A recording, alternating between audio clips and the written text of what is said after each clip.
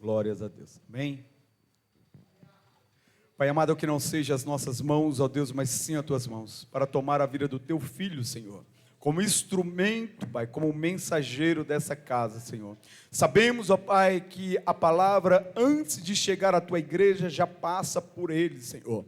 Então, antes de o Senhor abençoar a igreja, já abençoou o teu filho, sobre tudo aquilo que ele tem apresentado como necessidade, Pai, a ti. Em nome de Jesus, abençoa, Pai, que o teu Espírito venha tomar, Senhor, o teu servo e direcionar a tua igreja através da tua palavra. Em nome de Jesus, abençoamos o teu servo para a honra, glória e louvor do teu santo nome. E a igreja aplaude ao Senhor.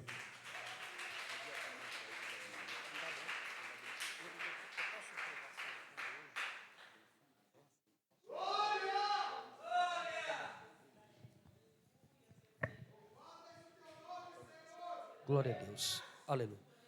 Irmãos, por favor, se assentem.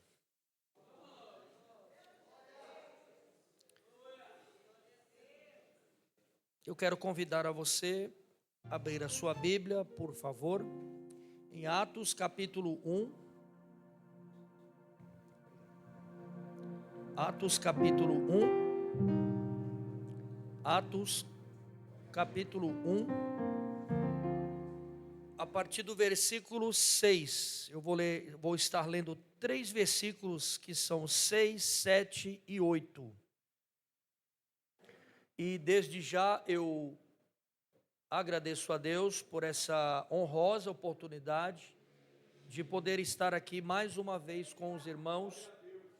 Eu quero louvar a Deus pela vida deste casal, que eu respeito e admiro muito, que é o bispo Adevaldo e a sua esposa a pastora Carla. Que Deus abençoe com toda a sorte de bênção, em nome de Jesus.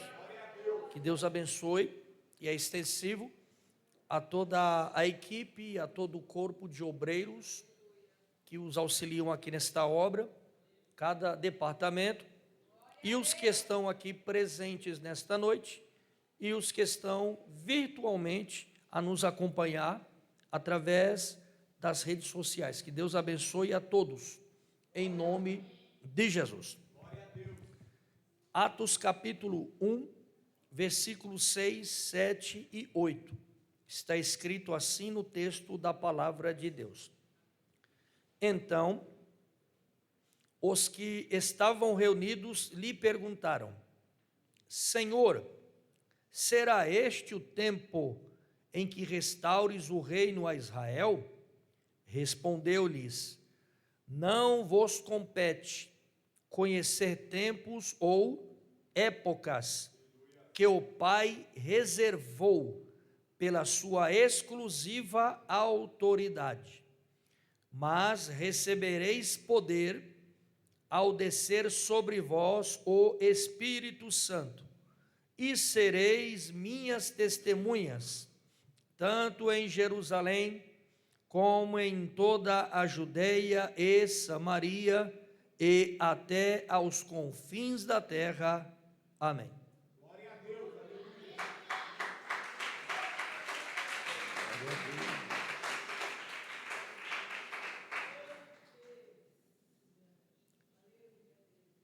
Eu imagino que a maioria dos irmãos, ou bem da verdade todos nós,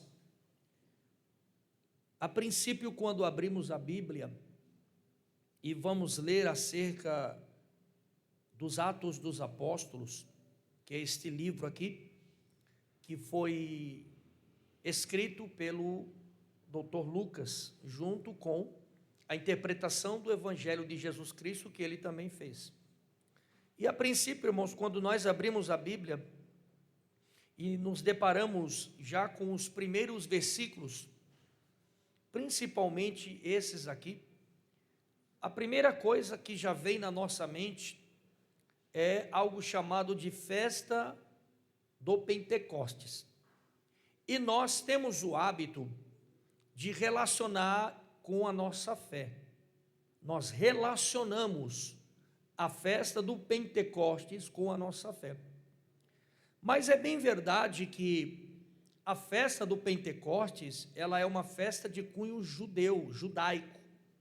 ela é chamada de festa do Pentecostes, ou comumente conhecido como festa das colheitas, porque esse nome que ela recebe, Pentecostes, está relacionado com as colheitas, e é por isso que recebe este nome, Pentecostes, ou seja, penta, 50. E o que isso significa? Significa que esta festa, ela é celebrada 50 dias após as colheitas. Por isso recebe esse nome, Pentecostes. E nós já imaginamos, Bispo Adevaldo, Pastora Carla, e nós já relacionamos ele com a vinda e a descida do Espírito Santo em um lugar característico chamado de cenáculo. Mas nós temos que estabelecer as definições, temos que pautar as definições, porque na priori, quando nós começamos a ler os primeiros versículos do livro de Atos dos Apóstolos, nós já iremos nos deparar com a seguinte situação, dentro desse contexto que eu acabei de ler com os irmãos.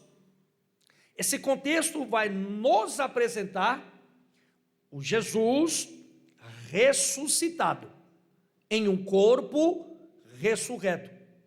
E esse texto, especificamente falando, ele vai nos relatar um momento após a ressurreição de Jesus, em um local específico. Estes 3 versículos que nós acabamos de mencionar vão nos apresentar Jesus ressuscitado no Monte das Oliveiras, com um grupo aproximado de 109 judeus cristãos. E eu vou explicar essa conta, e você vai entender essa conta que eu estou falando aqui, porque todos sabem, não é verdade, bispo? Que a Bíblia, ela, a princípio, você não vai ter ela minuciosamente, em suas minúcias, não. Ela está relatando de forma corrida e transcorrida, e nós só iremos entender as minúcias através de uma boa interpretação. É por isso, irmãos, que qual é o maior hábito de um cristão? Ler a Bíblia. Aí uma pergunta que eu faço aqui, essa pergunta eu acredito que muitas mãos vão ser levantadas. Quem aqui já leu a Bíblia pelo menos uma vez? Toda. De Gênesis a Apocalipse. O canon todo. Quantos já leu? Levanta a mão. Olha que coisa boa, tá vendo? Aí só que eu vou provocar você. Quem aqui já leu, no mínimo, 2 ou 3 artigos da Constituição Federal de 88? Levanta a mão. Tem, tá vendo? Pouco, mas tem. Por quê? Porque nós não temos esse hábito. São hábitos que nós devemos ter, mas nós não temos. Por exemplo, há uma semana e meia, 2 semanas atrás, comemorou-se os 35 anos do Código de Defesa do Consumidor. Alguém sabia disso? Quem sabia? Levanta a mão. O Código de Defesa do Consumidor, para que ele serve? Para nos garantir direitos de consumo. Aí o que nós temos que entender, irmãos? Ler código, Constituição, não é coisa só de advogado, de quem milita na área do direito, não. É a responsabilidade que nós temos como cidadãos. Porque nós temos o hábito de espiritualizar tudo. Mas tem coisas que não devem ser espiritualizadas. Tem coisas que requerem a nossa ação. Nós temos que agir, temos que nos apresentar, temos que nos definir dentro do contexto. Aí, nos deparando com esta leitura, nós vamos entender e vamos começar a entender no ato da interpretação. Vemos aqui Jesus ressuscitado, após vencer a morte, ele ressuscitado no Monte das Oliveiras, porque ali é o mesmo lugar que ele vai Exatamente. 1 Tessalonicenses capítulo 4, versículo 16, diz o quê? Porque o mesmo Senhor descerá do céu com alarido, voz de arcanjo, a trombeta de Deus, e os que morreram em Cristo ressuscitarão primeiro. Depois nós, os que ficarmos vivos, seremos arrebatados a encontrar Ele nas nuvens, e depois encontraremos o Senhor nos ares, e permaneceremos para sempre com o Senhor. Portanto, meus amados irmãos, consolai-vos uns aos outros com estas palavras. Aleluia! Mas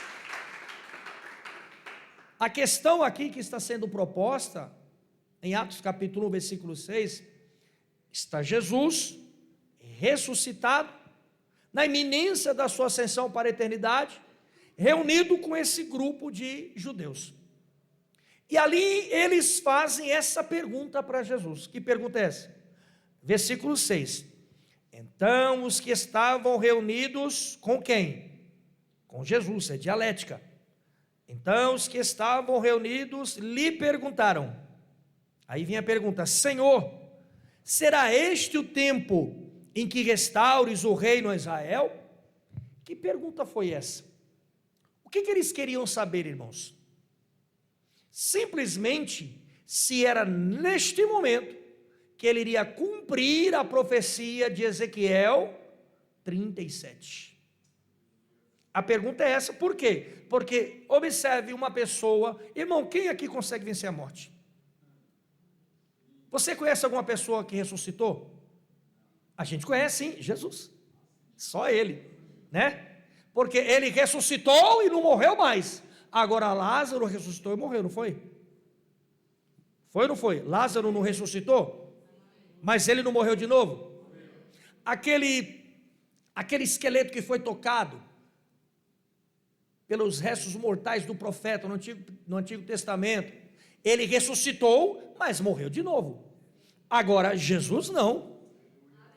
Não é que Jesus morreu, ele permitiu que a morte se aproximasse dele. Aí o que nós vamos entender? Eles olham para Jesus, sabendo que ele é aquele mesmo que venceu a morte. Eles querem saber, já que o Senhor venceu a morte, ninguém vence a morte, então quer dizer que é agora que o Senhor vai cumprir a profecia de Ezequiel 37. O que Ezequiel profetiza no capítulo 37? Porque ali é algo que nós temos que saber interpretar. Temos que conhecer o texto, interpretar o contexto e saber a história contemporânea do texto. E o que Ezequiel profetiza no capítulo 37? Ele apresenta Israel, o povo judeu, disperso, distribuído pelos continentes deste planeta, sem uma terra-mãe, um solo pátrio. Não existia um país, não existia um povo reunido num lugar, não. Aí o que Ezequiel profetiza? Ele profetiza a unificação daquele povo. Ele profetiza a unidade do povo de Israel. E ele apresenta as etapas dessa unificação. Ele apresenta as fases dessa unificação, desta unidade. Aí nós vamos entender, e eu acredito que todo mundo sabe disso, que uma profecia, ela tem dois cunhos de realização, de cumprimento. Tem o cunho físico e o espiritual. Em parte, a primeira etapa desta profecia, ela não se cumpriu aqui nesse texto que eu li. Ela se cumpriu posteriormente depois. Quando? No dia 14 de maio de 1948. Vocês se lembram o que aconteceu nesse dia? Exato, lá na ONU, uma reunião, votação empatada. Aí quem deu o voto de desempate? De Minerva. Quem lembra o nome dele? Oswaldo Aranha, do Rio Grande do Sul. Ele desempata, e aí o que acontece com o povo de Israel? Eles receberam o quê? Eles receberam algo que nós ouvimos falar muito, mas conhecemos pouco. Aqui no nosso país, chama-se direito de propriedade a uso capião, que garante a posse permanente de um bem imóvel, que é este templo, ou um bem móvel, um automóvel, motocicleta, bicicleta, e aí vai. Naquele momento, eles receberam o quê? A posse da terra. Ou seja, eles receberam a legalidade. Ou seja, o princípio da legalidade da posse. Só que quando eles chegam lá, irmãos, quem é que já estava lá? Que tinha alguém lá, não tinha? Quem é que estava lá? Não era o MST, para quem pensou. Não. Eram os... Qual é o nome deles, irmãos? Palestinos. Todos sabem que a palavra Palestina, ela é um radical hebraico, pronuncia-se filastim, que traduzindo para a nossa língua, eu questiono ainda ela, mas estão falando que é, mas eu questiono, faço minhas ressalvas. No nosso país, na língua em que pronunciamos, chama-se país ou terra dos filisteus. Só que como é que é um país que não tem legalidade de posse? Como podem falar que a terra é deles, se legalmente... Porque, irmãos, tudo tem que ter um princípio legal, sim ou não? Sim ou não, irmãos? Para o nosso corpo receber o Espírito Santo, tem que ter um princípio legal também, não tem ou não tem? Lembra da existência de uma igreja de 2 templos? Vocês conhecem, não conhecem? A igreja, quantas igrejas existem? Uma só. Agora, templos são 2. Igreja é o quê? A igreja, ela é o corpo de Cristo, formada pelos seus membros, a noiva do Cordeiro. E o que acontece? Porque há uma necessidade vital, fundamental, imprescindível de cultuarmos a Deus. Porque você sabe, eu só vou relembrar fatos anteriores. Você sabe que num culto nós invocamos para perto de nós a presença de Deus. Então, quando você glorifica, você está invocando para perto de você a presença de Deus. Só que para invocar e ter o direito de receber a presença, você tem que estar dentro dos conformes que ele exige. Porque o Senhor falou com propriedade. Quando nós até um corinho antigo, né? Quando você chegou aqui, Jesus já estava, Senhor não? Porque ele é o quê? Ele é onipresente, ele está em todo lugar, só que tem diferença. Ele está em todo lugar, mas ele não habita em qualquer lugar. Porque estar é uma coisa, habitar é outra coisa, completamente diferente. Aí vai entrar o quê? O princípio da legalidade na nossa vida. Para termos o direito é o quê? Você invocar prerrogativas, para você ter o direito de receber o Espírito Santo na sua vida, primeiro você tem que se decidir por Deus, e iniciar uma aliança de relacionamento com Ele. E como se faz isso? Através do que Jesus deixou na terra, quando Ele esteve aqui pela primeira vez. Ele deixou os requisitos condicionais: convencimento, confissão de fé pública e o ato do batismo nas águas. Obedecendo esses 3 requisitos condicionais, nós podemos invocar a prerrogativa do direito de recebermos o Espírito Santo na nossa vida. Aí vai se cumprir o quê? 1 Coríntios 3,16. Não sabeis vós que o vosso corpo é templo e que o Espírito Santo habita em vós? Aí entra a legalidade de podermos ter o direito da prerrogativa de invocarmos a presença do Espírito Santo na nossa vida. Porque a primeira vez que nós entramos em um templo, quem foi que trouxe? Quem foi que me trouxe? Quem foi que te trouxe? É a primeira vez que nós entramos em um templo. Quem foi que trouxe, irmão? A Bíblia vai falar um pouquinho diferente. Deus usou ela. Por quê? Atos capítulo 2, versículo 47, lá no finalzinho diz o quê? E acrescentava o Senhor diariamente à igreja aqueles que haviam de se salvar. Olha que diferente, colocou esse texto aqui, eu lembrei de uma coisa. A Bíblia Sagrada, a palavra de Deus, ela é o quê? Ela é nova ou ela se renova? Eu vou fazer, entenda a pergunta, irmão. A Bíblia, a palavra de Deus, ela é nova ou ela se renova? Pense primeiro. Você já leu o texto? Lá no texto está dizendo o quê? Que ela é o quê? Nova ou se renova? Ela é nova. Então quer dizer então que ela não precisa passar pela renovação. Nós é que somos renovados através dela. Você entendeu? Temos que ter o hábito de ler a palavra, irmãos. Temos que adquirir o hábito de ler a palavra. Lembra do Salmo 119, o verso 105, diz o quê? Lâmpada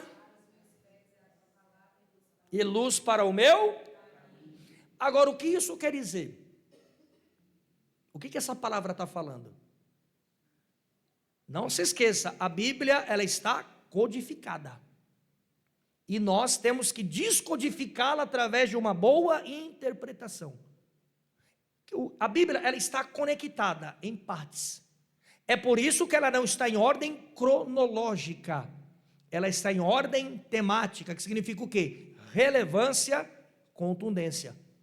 Então nós temos que saber juntar as partes para entender o que Deus está falando no cânon. E como nós vamos saber juntar as partes? É aí que entra uma boa interpretação. Quando nós lemos o Salmo, você sabe que o livro do Salmo só dividido em quantos livros? 5, já estou dando até aqui o spoiler, né? Como eles falam já, aqui a dica, 5 Salmos, dividido em 5 livros. Então nós vamos entender aqui que nesse livro, que é qual? É o 4º ou 5º? Vou deixar para você pesquisar, irmão. Porque o pregador tem que fazer isso aqui, irmão. O pregador ele tem que pregar e ensinar a palavra.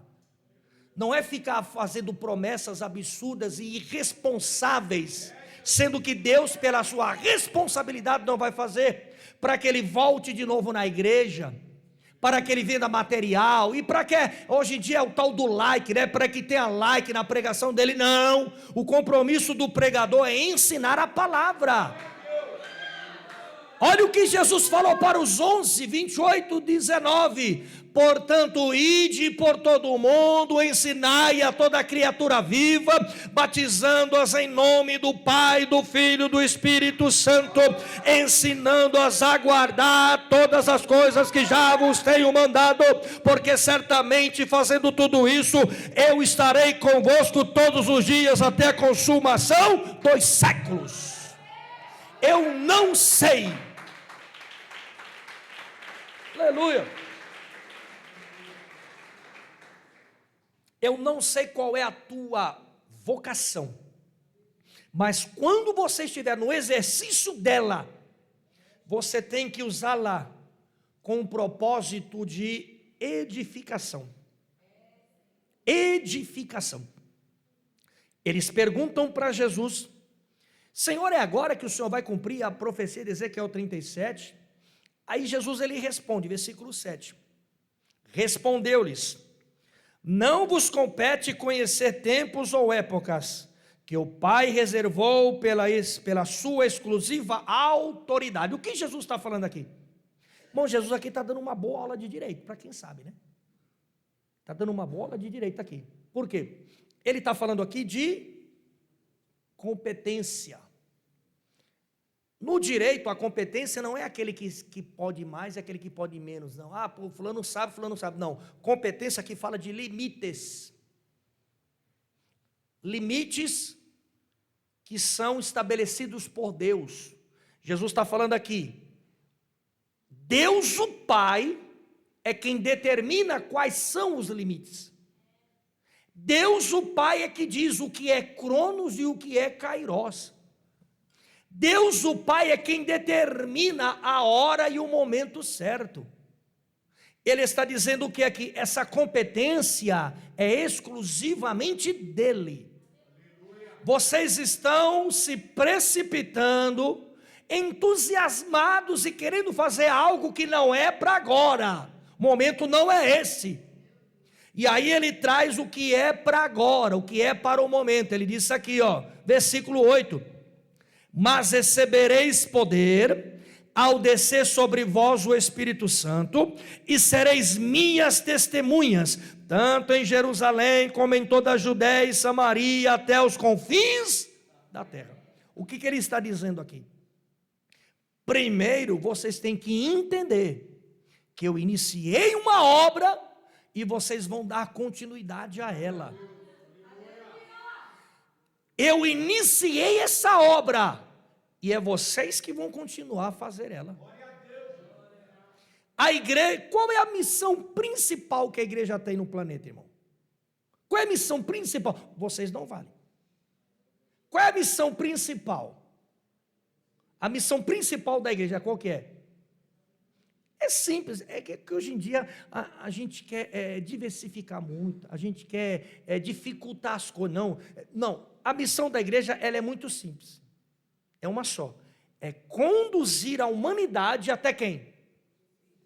Porque uma coisa é fato, igreja não salva ninguém. Lembra das falas de Martinho Lutero? Lá no século XVI, ano de 1587, no auge da reforma protestante, o que ele falou? Est ecclesia nulla sol, significa, fora da igreja não há salvação. Mas então, o senhor está dizendo que Lutero diz que a igreja salva? Não, entenda o que você está ouvindo e o que você está lendo. Ele está dizendo o quê? Que a igreja, ela tem a missão, porque ela está conectada e aliançada com Cristo, a fazer o quê? A igreja tem a missão de conduzir a humanidade até Jesus, porque quem é Jesus? Ele disse, eu sou o caminho, a verdade, a vida, e ninguém vem ao Pai, a não ser por mim. Então, quer dizer que a igreja tem uma missão primaz, de conduzir a humanidade até Jesus. E ele vai fazer isso através da unção, da vocação e do dom que há sobre a tua vida. Profetiza para quem está do teu lado, Deus vai te usar dentro do dom, da unção e da vocação. Ele vai usar a tua vida para conduzir a humanidade até Jesus, porque só Ele, Jesus Cristo, é o caminho, a verdade e a vida, e ninguém vem ao Pai a não ser por intermédio de Cristo. Alabadaia, Súria, Candarábia, quem acredita glorifica a Deus. Aleluia, glória a Deus, aleluia. Então tira da tua, porque o tempo, quando a gente não sabe usar ele atrapalha, né, bispo? Eu vou citar um exemplo aqui. Se você fica falando uma coisa errada muito tempo, para muitos se torna o quê? Uma verdade. Aí você fala, aí ninguém discorda, esse que é o problema, ninguém discorda, irmão. Ninguém discorda. Eu discordo com uma coisa aqui, você não é obrigado a concordar comigo. Mas se você entrar um pouquinho na história do nosso país, nós vamos chegar ao consenso de que a nossa língua não é portuguesa. Porque nós fomos o quê? Colonizados, sim ou não? Tem gente aqui que sabe o que eu vou falar agora. O nosso país já teve quantas constituições? 7. A primeira foi quando? 1824. Qual era o nome desse país aqui? Império do Brasil. Quem é que mandava? Portugal. Tanto que a Constituição foi o quê?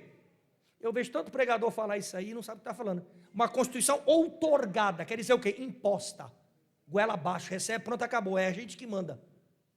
Aí passou primeira, segunda, terceira, quarta, quinta, sexta. Aí no dia 5 de outubro de 1988 recebemos uma outra Constituição que foi o quê? Promulgada. O que é promulgada? Promulgada quer dizer o quê? Que houve a participação da sociedade através de uma Assembleia Nacional Constituinte. É por isso que a minha pós vai ser isso aí, Constituição. Aí o que significa o quê? Que nós temos que entender. As línguas que eram faladas aqui na época do descobrimento. Qual era a língua que era falada aqui? Uma das mais faladas era qual? País vizinho aqui fala ela até hoje, Paraguai. Era tupi. Aí colocaram na mente do brasileiro que a nossa língua é a língua portuguesa. Irmão, aprenda a discordar mais das coisas. Não concorde com tudo que é inserido, não receba tudo que estão te dando, não. Aprenda a discordar, aprenda a pensar, raciocinar. Tem um filósofo que falava o quê? Penso, logo existo. Aí o que Jesus está falando aqui para eles aqui? Está falando, vocês estão muito precipitados. A hora agora não é de cumprir Ezequiel 37, a hora agora é de dar continuidade à obra. Vocês têm que ir atrás das almas, porque o princípio desta igreja é almas para o reino de Deus, irmãos. Aleluia! Quem ainda acredita nisso, levante a mão e dê um glória. Aí o que Jesus está falando? Vocês não vão conseguir fazer nada se eu não estiver com vocês. Mas quem é que está aqui? É Jesus? É o Espírito Santo, não é? Aí que entra um outro perigo. Primeiro, porque na Bíblia nem tudo que parece é. Vê você ler uma coisa que é interpretada da maneira que você está lendo, cuidado para você não estar pregando heresia. Por exemplo, Jesus falou o quê? Retornarei ao Pai, mas enviarei o quê? Um outro Consolador. Aí Gálatas 1:8 também fala o quê? Coloca aqui, por favor. Gálatas 1:8.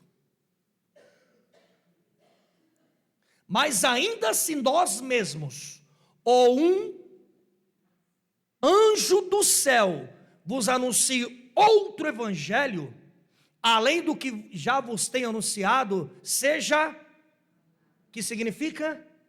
Maldito. Aqui, a palavra outro. Jesus também fala de um outro. Ele fala, enviarei um outro Consolador. Aí você está falando o quê? Então o outro na Bíblia é tudo igual? Não é tudo igual. Esse outro aqui é uma expressão grega chamada de heteron, ou heteron, que significa diferente, com finalidades e propósitos diferentes. O outro que Jesus falou, que é o Espírito Santo, é do grego alon, que significa o quê? Que ele vem em continuidade, em conformidade, em unidade comigo e com o Pai. Ou seja, ele veio para dar continuidade, ele veio para nos capacitar, ele veio nos preparar, nos dar envergadura para que nós tenhamos condições de dar continuidade à obra.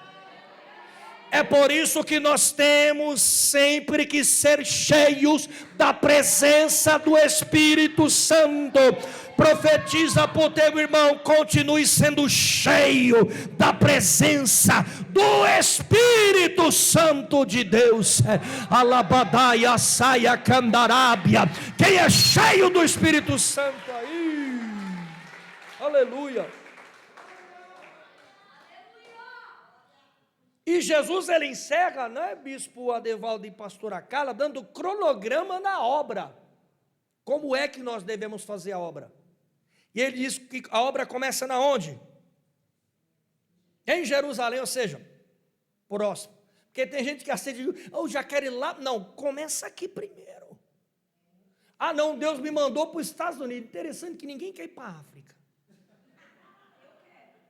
Então a maioria, não, eu vejo aqueles cartazes até bonito, é tour é turismo.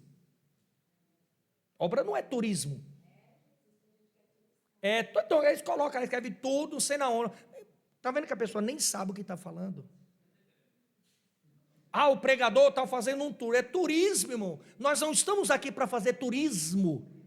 Nós estamos aqui para fazermos a obra de Deus, porque a igreja, ela é do Senhor, a obra é dele, a presença é dele, a unção é dele, o poder é dele, a graça é dele, eu sou dele, você é dele, tudo pertence a ele, irmãos. Aleluia. Aí Jesus ele fala, mas obedeça o cronograma. Começa primeiro perto. Aí depois aumenta a distância um pouco, vai aumentando até fim da terra, onde eu te enviar, você vai. Aí nós vemos essa situação distinta aqui. Aí depois a Bíblia vai falar o quê? Nos versículos seguintes até o 12, que após isso Jesus ele começa a retornar para a eternidade, voltar para casa. O senhor falou aqui. Aí, uma pergunta bem sincera. Tem nexo você falar que você tem saudade do lugar que você nunca foi? Tem. Porque tem uns meio estranhos aí que a gente escuta aí. Eu tenho saudade do céu. Você já foi para o céu alguma vez? Tem uns hinos aí que, irmão, tem que entender o que vocês estão lendo, que vocês estão cantando. Eu falo isso, bispo, em toda igreja que eu vou. Porque tem lugar que eles estão cantando aí, eu estou com saudade. Irmão, saudade você só tem de lugar que você já foi. Você só tem saudade de experiência que você já teve, sim ou não? Porque são coisas que você viveu, coisas que você passou, coisas que você presenciou. Agora aqui, Jesus ele retorna para casa, aí você desce lá para o versículo 12. Aí aquele grupinho de pessoas que estava com ele lá no Monte das Oliveiras, olha o que está dizendo aqui, versículo 11. 2 varões de branco, que no caso eram o quê? 2 anjos.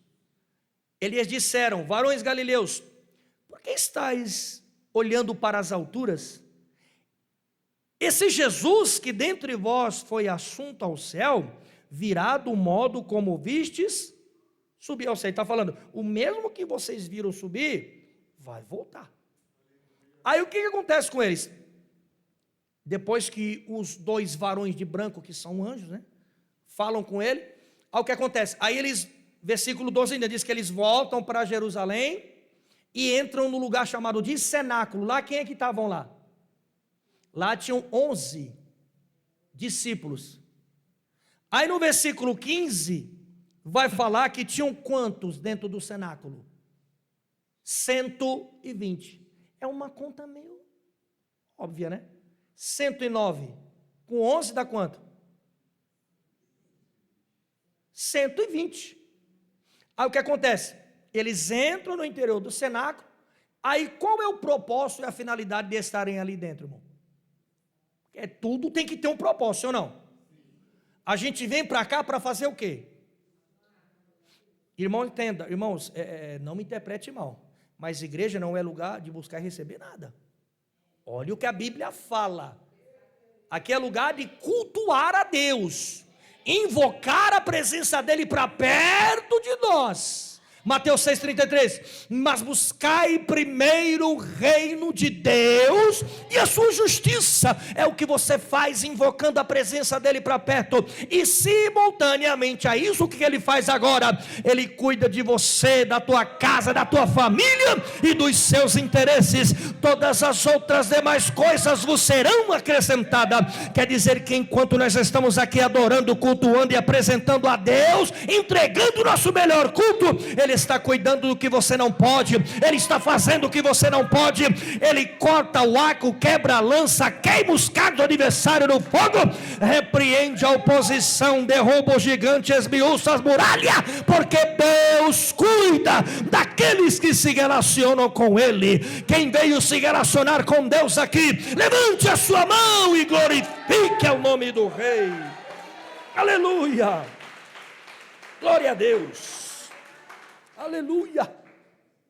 Nós estamos aqui no ápice do nosso relacionamento com Deus. E pode ter certeza que Deus cuida daqueles que se relacionam com Ele.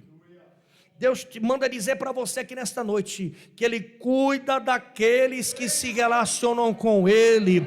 Profetiza para quem está do seu lado: Deus cuida daqueles que se relacionam com Ele. Profetiza para quem está próximo de você: Deus cuida daqueles que se relacionam. Obrigado. É por isso, irmãos, que temos que tomar cuidado com as ideologias que são ensinadas hoje em dia, as filosofias humanas que são ensinadas. Eles aprisionam. Eu vim falando com um rapaz do Uber que veio me trazer, e ele falou assim, que o problema do governo atual, nada contra, eu não estou falando de política, irmão, mas a gente é inteligente, a gente analisa, a gente observa, a metodologia científica, de pensamento, de raciocínio do governo atual, o quê? É aprisionar as pessoas o quê? Em benefício social. Aí a pessoa não quer produzir mais, trabalhar. Tudo tem o quê? Exatamente. Mas existe algo no nosso meio chamado o quê? De função social. Qual é a função social deste estabelecimento aqui? A função social é o quê? É fazer um serviço que a sociedade não faz. Receber as pessoas e cuidar. Irmão, se a pessoa vir para cá e sair do mesmo jeito, a função social daqui não está acontecendo. Aí o que acontece? Vai deixar de existir. Irmão, quando nós não produzimos,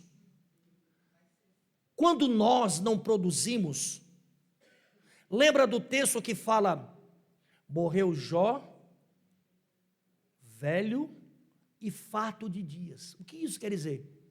Quer dizer que ele morreu com uma idade avançada, porém ele morreu produzindo. Ele morreu, irmão, não estou falando fazendo filho não, viu? Não, produzindo para a sociedade, dando fruto para a sociedade, cumprindo a sua função social, irmãos. É isso que nós temos que entender. Que Deus, Ele nos colocou aqui, não apenas como cristãos, não. Ele nos colocou como cidadão. Te colocou aqui como um cidadão, uma pessoa. E você tem responsabilidade. Porque hoje em dia todo mundo lembra do quê? Dos direitos, né? A gente gosta muito de falar de direito. Mas e os deveres? Que tem o quê? O bônus, que é o quê? E o ônus? Direitos e deveres, irmão. Todos nós temos direitos e deveres. O nosso maior dever aqui, qual que é? Exatamente, nós temos que adorar a Deus e retribuir o que Ele fez na nossa vida. Eu falo por mim, irmãos. Se Deus não tivesse me alcançado, hoje não existiria nem pó dos meus ossos. Eu aceitei a Jesus na UTI de um hospital, após levar um tiro de pistola 380 no abdômen. Irmãos, para você que nunca ouviu, em 98, eu era dono de 10 biqueiras. Eu tinha 10 traficantes que vendiam drogas para mim. Eu fui baleado com um tiro de pistola 380 numa das biqueiras que mais me dava lucro, pelo traficante que trabalhava ali para mim. A ideia que ele tinha, a ideia absurda de me matar, ficar com a biqueira e ganhar dinheiro. Aí o que acontece? Ele nem imaginava que ele era um instrumento na mão de Deus, para que eu me tornasse o que eu sou hoje, para que eu chegasse onde eu cheguei hoje, irmãos. É por isso que nós temos que entender que Deus está no controle de tudo. Deus está no controle de tudo. Profetiza para quem está do teu lado: Deus está no controle de tudo. Alabadaia, saia, candarábia. Quem acredita nisso, levante a sua mão e exalte a Ele. Aleluia.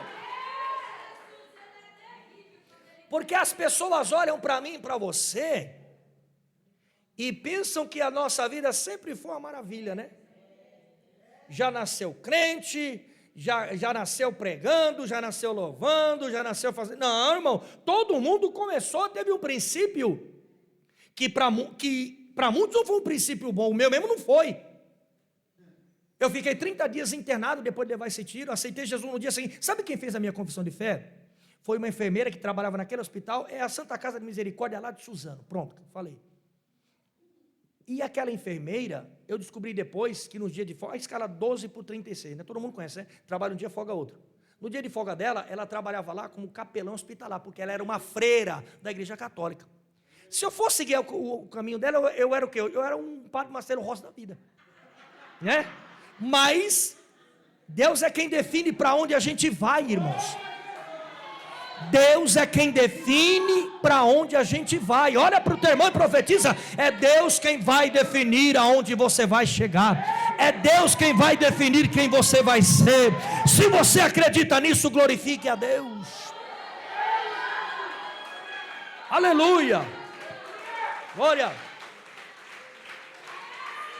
Glória a Deus. Irmãos, depois que eu recebi alta,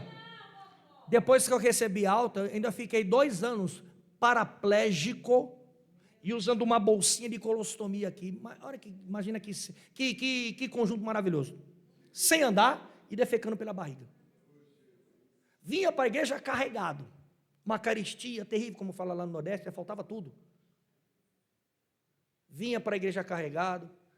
O pastor me colocava nos últimos bancos, ninguém sentava perto. Quem já presenciou um ostomizado sabe que a situação é difícil, irmão.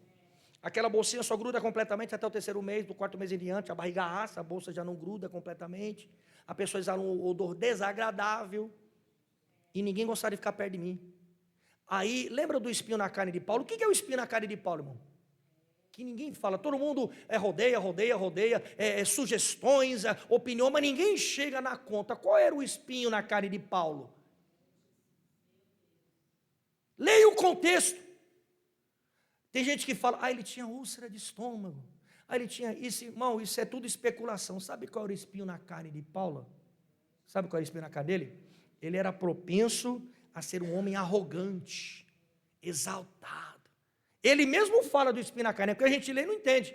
Para que eu não me exaltasse na magnitude das revelações que eu recebi. Irmão, Paulo foi para onde? 2 Coríntios 12:2. Ele foi arrebatado. Aí chegou lá, ele viu alguma coisa? Não, ele não viu nada. Ele ouviu. Aí quando ele volta para a terra, ele tenta escrever o que ele ouviu. Mas aí não tinha vernáculo na terra para descrever o que ele ouviu lá. Ou seja, ele viu o quê? São palavras o quê? Inefáveis, muito bem. Que significa o quê? Indescritíveis. Não tem como descrever os sons. Agora imagine essa igreja hoje aqui, que a qualquer instante vai ser tomada por Cristo, vai para a eternidade, vai ver, ouvir, presenciar e vai estar presente no contexto da eternidade. É por isso que hoje Deus ele renova a nossa fé e renova as nossas forças. Tem gente que chegou aqui cansado, preocupado, angustiado, mas vai sair daqui cheio da presença, renovado pelo poder de Deus e com a certeza na alma e no coração de que você vai chegar aonde Jesus quer que você chegue. O diabo não vai interromper, os demônios também não, o inferno também não. Pode aparecer até Sambalate, Gesem, Tobias, Golias, mas nenhum deles tem mais poder do que o nosso Deus. Então fique com esta palavra no seu coração e entenda: Deus está no controle de todas as coisas. Deus está no controle de tudo. Que Deus abençoe. Estou de olho no relógio aqui, só me deu até 10 para... Chegou o horário aqui já, tá bom? Como eu sou obediente, e eu quero voltar, né? Eu não sou bobo, né? É melhor obedecer. Você está entendendo, irmãos? Todos nós que estamos aqui, todos vocês aqui, Deus tem uma finalidade na sua vida. Ele tem uma unção, Ele tem uma chamada. Não se diminua, não se menospreze, porque quem te chamou foi Deus. faça a obra dentro das suas limitações. Não queira fazer igual o irmão faz, porque Deus não usa ninguém igual a ninguém. Para cada um Deus tem um bordão, cada um Deus tem uma unção, e a própria Bíblia diz que a unção de Deus ela é multiforme, quer dizer, cada um Deus usa de uma forma diferenciada. Irmãos, eu trouxe alguns livros do meu acervo pessoal, se você puder depois, para nos ajudar, adquira um exemplar. Se você já leu, presenteie alguém, porque não tem conhecimento que a pessoa não possa adquirir sempre mais. Nós estamos sempre aprendendo, irmão. Você pode achar que sabe tudo, porque aqui não tem esse negócio, irmão. Não tem quem prega mais, quem prega menos. Não, aqui não existe esse negócio, irmão. Porque todos nós fomos comprados pelo preço do sangue de Jesus. Fique com essa palavra e aplauda bem alto ao nome de Jesus. Obrigado.